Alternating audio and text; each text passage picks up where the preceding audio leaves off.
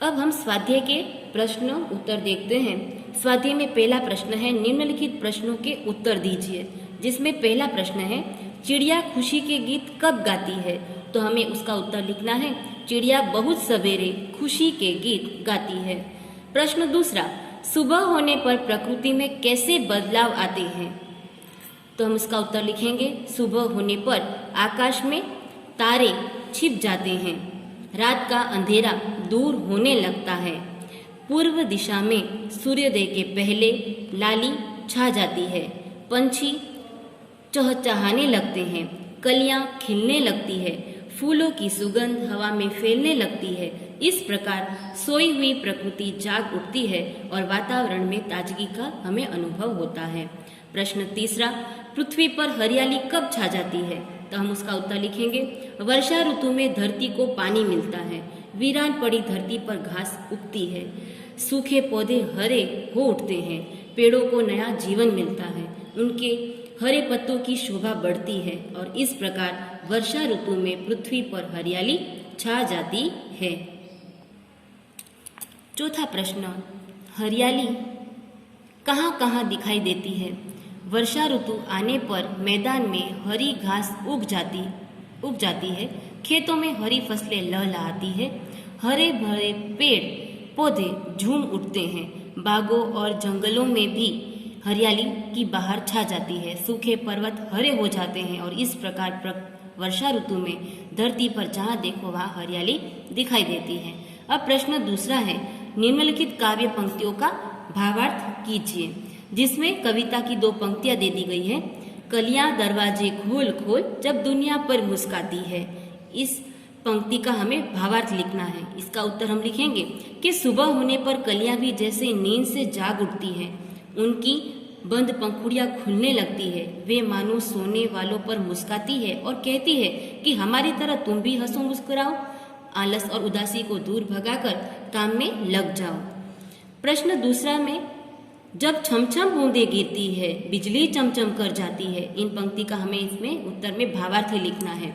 वर्षा ऋतु में बादल बरसने लगते हैं, तब पानी की बूंदें छमछम की आवाज करती है, ऐसा लगता है जैसे वे नृत्य कर रही हो। उस समय बिजली भी चमकती है, ऐसा लगता है जैसे बूंदों का नृत्य देखकर आकाश का चेहरा खुशी से चमक उठता है। अब प्रश्न तीसरा देखेंगे। इसमें प्रश्न तीसरे में कहा गया है कि उदाहरण के अनुसार निम्नलिखित शब्दों के समानार्थी शब्द कोष्टक में से ढूंढकर वाक्य में प्रयोग कीजिए। यहाँ पर आपको 5 है वह समानार्थी शब्द दिए गए हैं और उस 5 शब्द दिए गए हैं। जैसे पहला सुबह, खुशी, खुशबू, बहुत और मुस्काना।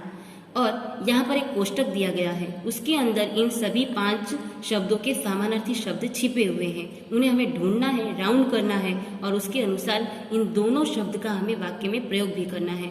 जिसमें पहला उदाहरण इन्होंने दे दिया है कि सुबह का अर्थ होता है प्रातःकाल, समानार्थी शब्द होता है प्रातःकाल। तो प्रातःकाल यहाँ पर है तो इसमें हमने राउंड कर दिया, तो प्रातःकाल इसका समानार्थी शब्द हो गया।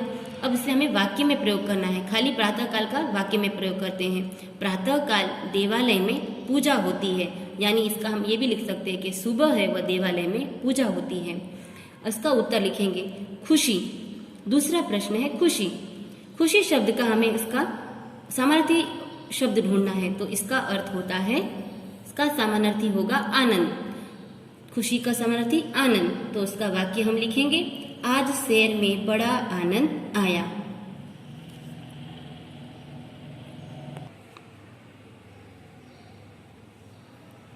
अब दूसरा है खुशबू।